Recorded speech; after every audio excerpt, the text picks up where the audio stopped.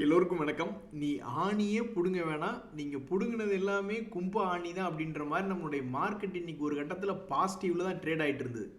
ஆனால் க்ளோசிங்கில் பேசிஸில் பார்க்கும் பொழுது இந்த ஆணியே புடுங்க வேண்டாம் அப்படின்ற மாதிரி 3 பாயிண்ட் இறங்கி தான் க்ளோஸ் ஆகிருக்கு. ஆனால் ஒரு விஷயத்தில் பாராட்டணும், அமெரிக்கன் மார்க்கெட்ஸ்லாம் இவ்வளவு தூரம் வீக்காக இருந்துமே நம்மளுடைய மார்க்கெட் ஃப்ளாட்டாக க்ளோஸ் ஆகிருக்கு அப்படின்றதுல அந்த ஒரு விஷயத்தில் பாராட்ட தான் வேணும். நண்பர்களே, எனக்கு என்ன பயம்னா, இந்த அமெரிக்க டாலர் இண்டெக்ஸ் வந்து முதல்லாம் 107 105ன்னு இருந்தது. அங்கிருந்து இப்போ ட்ரம்ப் அவர்கள் வந்ததுக்கப்புறம் அவங்களுடைய நாட்டு கரன்சி இவ்வளோ தூரம் இறங்கியிருக்கு. ஆனால் ஒரு வீணா போன ஒரு கரன்சி கீழே இறங்கியிருக்கு அப்படின்ற மாதிரியான ஒரு கட்டத்தில் நம்ம நாட்டு கரன்சி அதை விடவும் அதிகமாக டிப்ரிஷியேட் ஆயிருக்கே. அப்போ ஒருவேளை திடீர்னு இவன் 98லேருந்து 107க்கு அமெரிக்க டாலர் போயிடுச்சுன்னா அப்போ நம்ம நிலைமை. ஸோ நிறைய விஷயங்கள்லாம் வந்து சென்டிமெண்ட்டை பொறுத்தும் ட்ரேட் ஆகிக்கிட்டு இருக்கு. இப்போ நியாயத்துக்கு என்ன பண்ணணும், நம்மளுடைய இந்திய ரூபாயினுடைய வீழ்ச்சி என்பது இறக்குமதி ஏற்றுமதி பொறுத்து தானே இருக்கணும். ஆனால் சில நேரங்களில் சென்டிமெண்ட்டுக்கு தகுந்த மாதிரி முன்ன பின்ன மாறி வரும். அப்போ இவன் 98லேருந்து 107 போயிடக்கூடாது அப்படின்றது மட்டும்தான் நம்மளுடைய ஒரே விளக்கு பூஜையாக இருக்கணும் இப்போதைக்கு. நண்பர்களே, இன்னொரு மிக முக்கியமான செய்தி, அதாவது இந்த என்டியூரன்ஸ் டெக்னாலஜிஸ் மாதிரி எந்த ஒரு பங்கு இருந்தாலும் ஸ்டாக் மார்க்கெட்டில் வருத்தம் என்பதே இல்லை. ஏன்னா மிகவும் பயப்படுற அளவுக்கு 3000லிருந்து 1500ன்னு 50% இறங்குச்சு. மறுபடியும் இப்போ நம்ம கணக்கெடுத்து பார்க்கல, 100 இறங்கினது 50%, பட் திருப்பி ஏறினது 100%. தன்னுடைய லோலிருந்து ஏறிய ஒரு பங்கு. அப்போ இந்த பங்கெல்லாம் எந்த செக்டரில் இருக்குது? இது வந்து ஆட்டோமொபைல்ஸ் செக்டரில் இருக்குது. அதனால் இது நியாயம் தானே. ஆட்டோமொபைல் செக்டர் எத்தனையோ பங்குகள் ரெக்கவரி ஆகி வந்தது. அவன் ஒருத்தன் தான் உருப்படியாக பல்வேறு பங்குகள் ரெக்கவரி ஆகி வந்தது. அந்த நேரத்தில் இந்த என்டியூரன்ஸ் டெக்னாலஜி அப்படின்ற பங்கும் தன்னுடைய வீழ்ச்சியிலிருந்து மிகவும் அற்புதமான ஒரு ரெக்கவரி என்பது பண்ணிடுச்சு. இந்த பங்கு இன்னைக்கு எக்ஸ்சேஞ்சுக்கு என்ன அப்டேட் கொடுத்துருக்காங்க அப்படின்னா, வரக்கூடிய 12 பிப்ரவரி 2026 உங்களுடைய குவார்டர்லி Q3 ரிசல்ட் வரும். ஸோ இப்போ நிறைய பேர் வந்து 40% 50% பங்குகள் இறங்கிடுச்சு அப்படின்ற மாதிரி கமெண்ட் போட்டிருந்தீங்க. அவங்க எல்லாத்துக்குமே வந்து அடுத்து வரக்கூடிய சில வருடங்களில் இந்த மாதிரி ஏதாவது ஒரு ரிவர்சல் உழுகுமா, அப்படி ரிவர்சல் உழுகிறதுக்கு வச்சிருக்கக்கூடிய செக்டர் நல்ல செக்டர் தானா, அல்லது அவன் செய்யக்கூடிய லாபமாவது ஒரு அற்புதமான லாபமா, இவன்லாம் எங்காவது லாபத்தை விட்டு கொடுத்துருக்கானா பார்த்தீங்களா? கடந்த சில குவார்ட்டர்களாக 300 கோடி லாபத்தை நங்கூரம் பாய்ச்சி நிறுத்தினது மாதிரி அப்படியே நிறுத்தியிருக்கான். அதுக்கு கிடைச்ச பரிசு தான் அருமையான ரெக்கவரி என்பது. ஸோ இந்த ரெண்டுமே உதவி செய்யல. நீங்கள் எடுத்த பங்கினுடைய செக்டரும் நல்லா இல்லை, அவங்களுடைய ரிசல்ட்டும் வந்து சுமாராக இருக்குன்னா அப்புறம் மார்க்கெட்டும் உங்களை காப்பாற்றணும். மறுபடி மார்க்கெட்டில் என்னைக்கு புல் மார்க்கெட் வருதோ அன்னைக்கு தான் அவன் எல்லாத்தையுமே பிடிச்சி கீழே கிடக்கக்கூடிய எல்லா பங்குகளையும் மேல் நோக்கி இழுத்துட்டு வரக்கு அதுக்கு தான் அதிகமான வாய்ப்பு.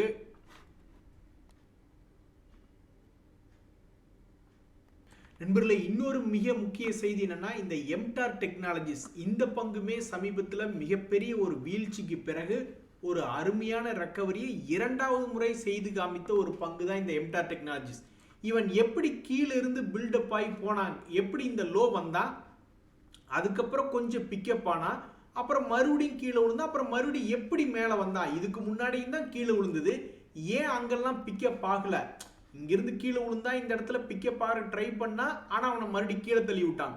மறுபடியும் ட்ரை பண்ணா, மறுபடியும் கீழே விழுந்தா, மறுபடியும் ட்ரை பண்ணா, மறுபடியும் கீழே விழுந்தான்னா, அப்போ இந்த இடத்துல மட்டும் ஏன் அவனுக்கு வந்து நல்ல விஷயம் நல்லது நடந்தது, எதனால இங்கே மட்டும் அவனுடைய மொமெண்டம் ஃபெயிலியர் ஆகாமல் நல்லா மேல் நோக்கி வந்தான்னா, இந்த ரேஞ்சில் வந்து மார்க்கெட்டினுடைய சப்போர்ட் என்பது இருந்தது.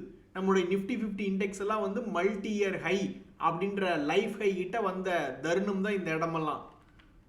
இதில் என்ன ஒரு விஷயம் அப்படின்னு பார்த்தீங்கன்னா, ஒரு முறை முயற்சி பண்ணியிருக்கான் பார்த்தீங்களா, அது ஒரே ஒரு முறை தான் இந்த இடத்துல முயற்சி பண்ணியிருக்கான். இரண்டாவது முறை அது பக்கத்திலே வரல.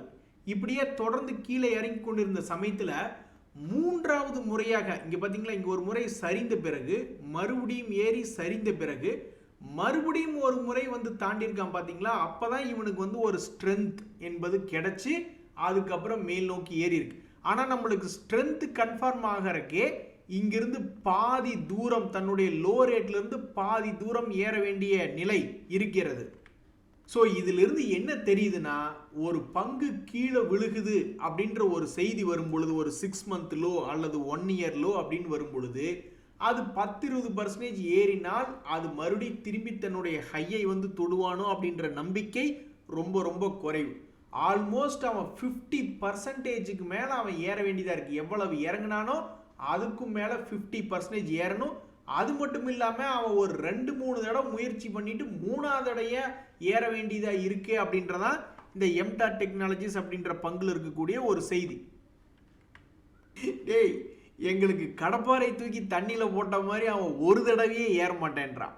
இதில் வந்து ஒரு தடவை ஏறணுமா, கீழே விழுகணுமா, மறுபடியும் இன்னொரு தடவை ஏறணுமா, மறுபடியும் கீழே விழுகணுமா, அப்புறம் மறுபடியும் 50%க்கு மேலே அது தாண்டணுமா, அப்புறம் தான் அவன் வந்து பழைய ஹையை வந்து பிடிப்பானோ. எங்க சேருங்களே அது கீழே விழுந்து குப்புறப்படுத்திக்கிட்டு இருக்கு. அவனை தட்டி எழுப்பி விட்டாலும் அவன்லாம் 10-20% ஏறதே பெரிய விஷயமா இருக்கு. எனிவே, இந்த எம்டாட் டெக்னாலஜிஸ் அப்படின்ற பங்குல வந்திருக்கக்கூடிய மிக முக்கியமான தகவல் என்ன அப்படின்னு பார்த்தீங்கன்னா, அவங்களுக்கு ஒரு ஆர்டர் கிடைச்சிருக்கு. ஆல்மோஸ்ட் 310 கோடி மதிப்பிலான ஆர்டர். இந்த எம்டாட் டெக்னாலஜிஸ் என்பது ஒரு குவார்ட்டருக்கே 135 கோடி தான், 150 கோடி தான் செல் பண்ணி கொண்டு இருக்கக்கூடிய ஒரு கம்பெனியா இருக்கு. இந்த சமயத்தில் இவங்களுக்கு இப்படி ஒரு 310 கோடிக்கு ஆர்டர் கிடைச்சிருக்கு என்பது சந்தோஷமான விஷயமா இருந்தாலும், அதனுடைய டெலிவரிஸ் ஆல்மோஸ்ட் 2030 வரைக்கும் நீட்டிக்கப்பட்டிருப்பதனாலே இன்னைக்கு அந்த பங்குல பெருசா சந்தோஷம் என்பதில்லை. 0.5% கீழே இறங்கி தான் க்ளோஸ் ஆயிருக்கு.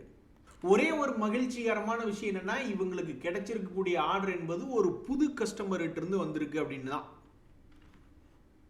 இன்னொரு முக்கிய தகவல் என்னன்னா, இந்த டிட்டாகர் ரயில் சிஸ்டம்ஸ் அப்படின்ற பங்குல ஆல்மோஸ்ட் 273.24 கோடிக்கு ஆர்டர் கிடைச்சிருக்கு அப்படின்ற ஒரு தகவல். இதெல்லாம் வந்து ஒரு குவார்ட்டருக்கு 800 கோடி சேல்ஸ் என்பது செஞ்சு கொண்டிருக்கல. இது போன்ற 273 கோடி மதிப்பிலான ஆர்டர்கள் என்பது ஒரு சிறிய ஆர்டராக இருந்தாலும், இந்த பங்கினுடைய நிலை ரொம்பவுமே துரதிருஷ்டவசமான நிலை. ஒன்றும் பெரிய அளவில் இது சம்பாரிச்சு கொடுக்கவே இல்லை. இந்த 2025 ஒரே ஒரு முறை 650 ரேஞ்சிலிருந்து ஒரு 900 வரைக்கும் போயிருக்கான். இது ஒரே ஒரு ரவுண்டு தான். அதுக்கப்புறம் இது ஒரு பெரிய ரவுண்டே கிடையாது.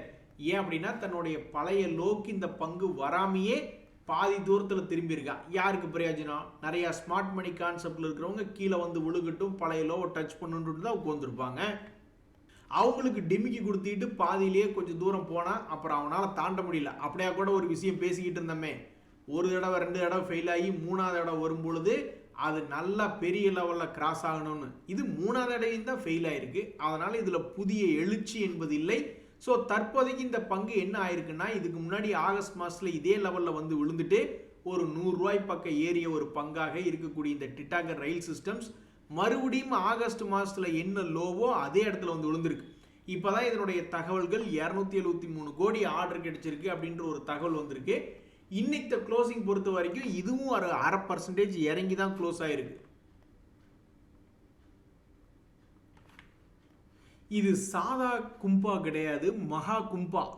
கும்பா கடல் அப்படின்ற மாதிரி ஒரு காலத்தில் வந்து பெரிய அளவில் வால்டிலிட்டியாக இருந்த பங்குகளில் அதானி குரூப் பங்குகளும் உண்டு. அதுக்கப்புறம் அதில் இந்த அதானி பவர் அப்படின்ற பங்கு மட்டும் திரும்பவும் தான் இதுக்கு முன்னாடி இருந்த மிகப்பெரிய அளவையெல்லாம் திருப்பி பிடிச்ச ஒரே பங்காக இந்த அதானி பவர் அப்படின்றது இருந்துட்டு இருந்தது. அதுக்கப்புறம் இந்த பங்குல வந்து ஸ்பிளிட்டு அப்படின்ற ஒரு இன்ஃபர்மேஷன்லாம் வந்தப்போ இந்த பங்கு மறுபடியும் ஒரு ஹெவி வால்டிலிட்டியாக ஏறியதும் இறங்கியதும் மறுபடியும் ஏறியதும் அப்படின்ற மாதிரி இருந்தது. இப்போ மறுபடியும் தன்னுடைய எங்கே வாலட்டிலிட்டி ஆரம்பிச்சானோ அந்த ஸ்பிளிட் நியூஸ் வந்தப்போ என்ன ஒரு இம்பேக்ட் அப்படின்றது கொடுத்துருந்ததோ அதே இம்பேக்டினுடைய லோவில் வந்து விழுந்திருக்கு. இனி இதுக்கப்புறம் இந்த பங்கினுடைய மூவ்மெண்ட் எப்படி இருக்கும்? வழக்கம் போல கடுமையான ஒரு வால்டிலிட்டியாக இருக்குமா? இதில் சில பேர்த்துக்கு சந்தேகம் இருக்கும், இது செக்டர் லீடரா? டாடா பவர் இதே குரூப்பில் தானே இருந்தது, பல வருஷமாக இருந்தது அப்படின்னா சந்தேகத்துக்கு இடமே இல்லை. டாடா பவர் வந்து 5000 கோடி தான் வருமானம் பண்ணிக்கிட்டு இருக்காங்க. ஆனால் இந்த அதானி பவர் என்பது அதனுடைய லாபம் என்பது 11,751 கோடியாக இருக்குது. இவங்க வந்து மைனஸில் ஆரம்பிச்சிருக்காங்க 10 வருஷத்துக்கு முன்னாடி. டாடா பவர் ப்ளஸ் 12 கோடி 400 கோடின்னு இருந்து அவங்களுக்கு கௌரவமாக 10 மடங்கு இன்க்ரீஸ் பண்ணியிருக்காங்க டாடா பவர் அவங்களுடைய லாபத்தை. இந்த கம்பெனி மைனஸில் இருந்தது, 500 கோடியெல்லாம் லாபத்தில் இருந்தது ஒரு கட்டத்தில். ஆனால் இவங்க வந்து 20 டைம்ஸ் இன்க்ரீஸ் பண்ணியிருக்காங்க. ஆனால் அதுக்கு தகுந்த மாதிரி இவங்களுக்கு சில சட்ட சிக்கல்களும் இருக்குது. இவங்க வந்து ஒரு நாட்டுக்குள்ளே மட்டும் இல்லை, அப்புறம் பங்களாதேஷ் போகிறது, அந்த நாட்டுக்கு போகிறது, இந்த நாட்டுக்கு போகிறதுன்னு இவங்களுடைய சொல்யூஷன்ஸ் வந்து குளோபல் லெவலில் இருக்குது. சார், உங்களுடைய கும்பாவின் தொடக்கம் எப்போ சார் ஆரம்பிச்சுது அப்படின்னு கேட்டால், அது வருஷத்தினுடைய ஸ்டார்டிங்லேயே ஆரம்பிச்சிட்டேன் தம்பி அப்படின்ற மாதிரி இந்த கார்போரண்டம் யூனிவர்சல் அப்படின்ற பங்கு 1300 ரூபா ரேஞ்சிலேருந்து விழுக ஆரம்பித்தவன் இன்னும் விழுந்த மேனிக்கே தான் இருக்கான். இந்த பங்கு ஒரு வருஷத்துக்கு எவ்வளவு வருமானம் பண்ணிக்கிறது அப்படின்னு பார்த்துக்கிட்டு இருந்தீங்கன்னா ஆல்மோஸ்ட் 200 கோடி. லாஸ்ட் ட்ரெயிலிங் 12 months அப்படின்னு பார்க்கும்பொழுது 200 கோடியாக ஒரு வருஷத்துக்கு பண்ணிக்கிட்டு இருக்கு. ஒரு குவார்ட்டருக்கு ஒரு 50 கோடியிலேருந்து 70 கோடி அப்படின்ற மாதிரி பண்ணிட்டு இருக்காங்க. எப்படி அநியாயம் நடந்திருக்கு பார்த்தீங்களா நண்பர்களே. ஒரு காலத்தில் 150 கோடியெல்லாம் வருமானம் பண்ணிக்கிட்டு இருந்தவங்க கழுத தேஞ்சு கட்டெரும்பா வெறும் 60 கோடி 70 கோடி லாபம் பண்ணிக்கிட்டு இருக்காங்க. அதுக்கு தான் இவனுக்கு தண்டனை கிடைச்சிருக்கு. அடி குத்தி விட்டுருக்காங்க. இந்த வருஷத்தில் மட்டும் பார்த்தீங்கன்னா 1800 ரூபாயிலிருந்து 900 ரூபாயாக ஆல்மோஸ்ட் 50% இறங்கி ட்ரேட் ஆகிட்டு இருக்கு. ஏன்னா அவன் பர்ஃபார்மன்ஸ் காட்டல. இந்த பங்குல ஒரு 3 முறை நம்பிக்கையாக பல பேர் என்ட்ராய் பார்த்துருக்காங்க. டிரான்சாக்ஷன் வால்யூம் என்பது 3 இடங்கள்ல அதிகமாக நடந்திருக்கு. ஆனால் 3 இடங்களுமே இப்போதைக்கு பாவம் அதுக்கு நல்லதே நடக்கல. எத்தனையோ பேர் வந்து ட்ரை பண்ணி பார்த்துருப்பாங்க போல. ஆனால் ஒருத்தருக்குமே இன்னும் அது வந்து எஸ் என்பதே வரவே இல்லை. இங்கே தான் ஒரு விஷயம். இந்த பங்கு வந்து முருகப்பா குரூப்பினுடைய ஒரு பங்கு. இது வந்து அப்ரசிவ்ஸ் ரிலேட்டடான ஒரு செக்டரில் இருக்குது. இந்த செக்டரில் வந்து டிம்கன் இந்தியா அப்படின்றவங்களும் இந்த மாதிரி பியரிங்ஸ் ரிலேட்டடாகவும், அதே மாதிரி கிரைண்ட்வெல் நார்டன் இவங்களும் இந்த அப்ரசிவ்ஸ் அப்படின்ற ஒரு செக்டரில் இருக்கக்கூடிய ஒரு பங்கு. ஸோ அப்போ இதில் யார் செக்டர் லீடர்? இந்த கிரைண்ட்வெல் நார்டன் ஒரு வருஷத்துக்கு 383 கோடி பண்ணிக்கிட்டு இருக்காங்க. இந்த கார்போரண்டம் யூனிவர்சல் என்பது 200 கோடி தான். அப்போ இது வந்து ஒரு டாப் லீடர் கிடையாது. கிரைண்ட்வெல் நார்டன் கம்பேரிட்டிவ்லி கொஞ்சம் பெரிய ஆள் தான். ஆனால் அவனே பாவம் ஒரு வருஷமாக படுத்து கிடக்கு. ஸோ இந்த செக்டருக்கே ஒரு கும்பா குட்டி நிலைமை தான். இவங்களுடைய லாபம் வந்து பெரிய அளவில் வளர்ச்சி அடையவே இல்லை. இவங்களும் ஒரு ஸ்டாண்டர்டான ஒரு பிஸ்னஸ் தான் பண்ணிக்கிட்டு இருக்காங்க. அந்த கம்பெனி இது லாபம் பெருசாகி கீழே விழுந்து கிடக்குது. இவங்களது எப்போவுமே ஒரு நிலையான வருமானம், ஒரு குரோத்தே இல்லாமல் இருக்குது. இந்த டிம்கன் இந்தியா அப்படின்ற பங்கினுடைய லாபம் வேணால் 455 கோடி அப்படின்றதெல்லாம் இருக்குது. இவங்களுடைய வருமானம் என்பது ஆல்மோஸ்ட் சமீபத்தில் வந்து பெரிய வளர்ச்சி இல்லாமல் இதுவும் ஒரு ஸ்டாண்டர்டான இருக்குது. ஆனால் இந்த பங்கு ஒரு செக்டர் லீடர் என்பதனாலேயே என்னன்றது தெரியல. பட் பொதுவாக இவனை வந்து கொஞ்சம் மேலேயும் இல்லை கீழேயும் இல்லை, ஒரு மாதிரி சென்டரில் போகிற வச்சுருக்காங்க. பட் இந்த வருஷத்தில் இவன் சாதிச்சிருக்கான்.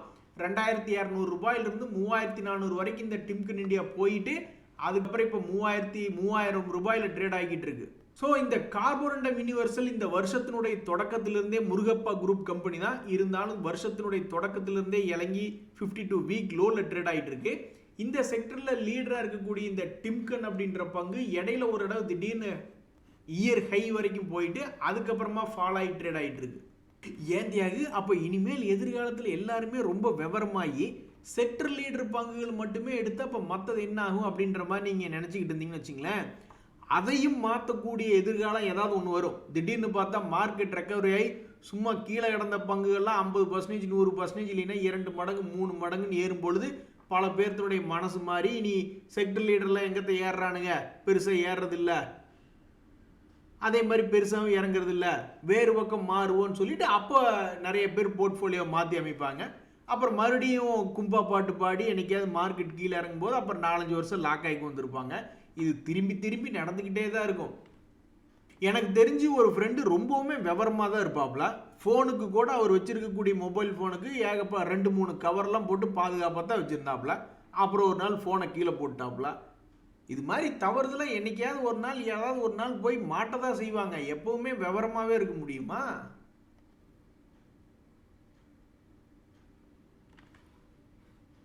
நண்பர்களே, எந்த ஒரு விஷயத்துக்குமே பொறுமை என்பது ஸ்டாக் மார்க்கெட்டில் தேவையாக இருக்குது. நம்ம ட்ரெண்டுக்கு ஆப்போசிட்டாக போயிட்டோம்னா அது வெயிட் பண்ணித்தானே ஆகணும். இப்போ ஒரு உதாரணத்துக்கு எப்படி ஒரு கீழே விழுந்து கொண்டிருக்கக்கூடிய பங்கு எப்படா மேலே ஏறும், அந்த ட்ரெண்டு மாதிரி ரிவர்சல் உழுகுன்னு கீழே எத்தனை பேர் காத்திருக்காங்களோ அது நடக்காமல் தொடர்ந்து கீழே போய்கிட்டே இருக்கோ, அதே மாதிரி மேலே ஏறக்கூடிய பங்குக்குமே அவனுடைய ட்ரெண்டு தீரவே இல்லை.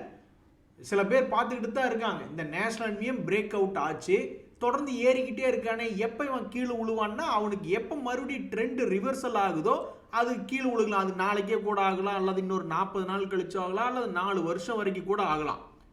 ஸோ இப்போதைக்கு ட்ரெண்டினுடைய போக்கு மேல் நோக்கி இருக்கிறது அப்படின்றதான் ஒரு செய்தியா இருக்கு. ஸோ அப்போ ட்ரெண்ட் மேல் நோக்கி இருக்கக்கூடிய பங்கு எப்போ திரும்பும் அப்படின்னா அதுக்கும் ஸ்டெப் பை ஸ்டெப் தான் இருக்கு. இப்போ இந்த இண்டிகோ அப்படின்ற பங்கு அவன் தொடர்ந்து மேல் நோக்கி தான் போய்கிட்டு இருந்தான். அப்புறம் அவன் விழுகவே இல்லை. திடீர்னு தொப்புன்னு விழுந்தா ஞாபகம் இருக்குங்களா? அதுக்கு என்ன காரணம் என்னன்னா பேட் நியூஸ். ஒரு பேட் நியூஸ் வந்த பிறகு தான் அவன் கீழே இறங்கினான். மற்றபடி அவனுடைய ஏற்றம் என்பது வெகு நீண்ட காலமாக ஏறிக்கொண்டே தான் இருந்தது. ஸோ இப்போதைக்கு ஸ்டாக் மார்க்கெட்டில் என்ன நடக்குதுன்னா, யார் ரொம்ப காலம் பொறுமையாக இருக்காங்க, யார் தொடர்ந்து அக்குமுலேட் பண்ணிக்கிட்டே இருக்காங்க, யார் எஸ்ஐபி கண்டினியூ பண்ணிக்கிட்டே இருக்காங்க அப்படின்ற ஒரு டெஸ்டிங் ஃபேஸ் நடந்து கொண்டு இருப்பதாக தான் நான் பார்க்குறேன். எப்படி பார்த்தாலும் ஒவ்வொரு டெஸ்டிங் ஃபேஸ்க்கு நடுவில் திடீர்னு ஒரு வால்டிலிட்டி வந்தே தீரும். அதுக்கு எது காரணமாக இருக்குன்னா குவார்டர்லி ரிசல்ட்ஸ் என்பது காரணமாக இருக்கும். இன்னொரு 12 to 17 நாள், ஆல்மோஸ்ட் 20 நாள் இன்னும் பாக்கி இருக்கு. இந்த 20 நாளை கடத்துறது ரொம்பவுமே சிரமமாக தான் இருக்கு. நன்றி, வணக்கம்.